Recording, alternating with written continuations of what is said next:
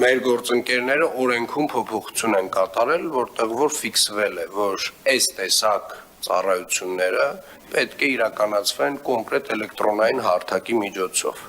այս տարվա հունվարի 1-ից սկսած։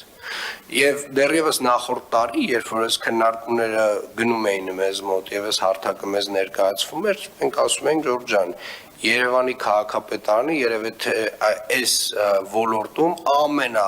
հնարավոր բոլոր ամենաբարդ դեպքերը մեզ մոտ կան, այսինքն այս ընդհանուր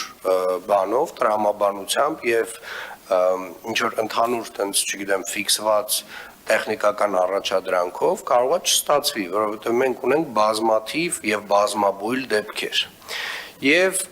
հիմա կրկնեմ, հունիս ամսվա վերջն է, այս հարթակը գործարկված է արդեն փաստորեն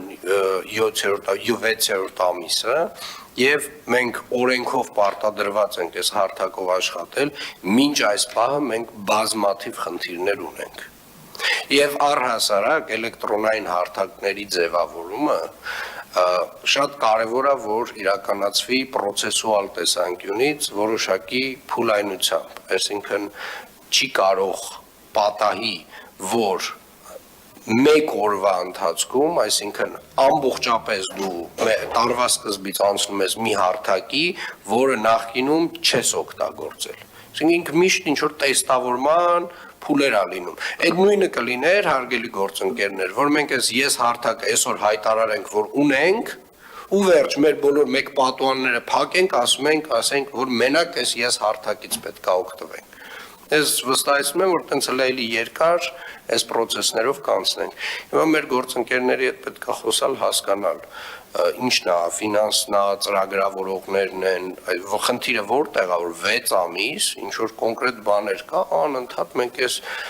շրջապտույտի մեջ ենք։ Ինչ որ բաներ տենց լուծվում է, հետո էլի չի լուծվում, հետո էլի լուծվում է, հետո հիմա այս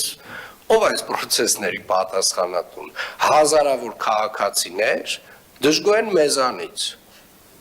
Մենք այդ օրենքը չենք փոխել, մենք այդ process-ը չենք կազմակերպել։ 6 ամիս անցել է, Ժողովուրդ ջան, 6 ամիս անցել է։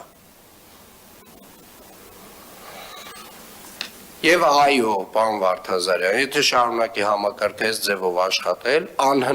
համակարգը աշխատացնելու անհնարինության բերումով մենք ստիպված պետք է լինենք հրաժարվել համակարգից։ Սա հայտնում եմ իլուր աշխարհի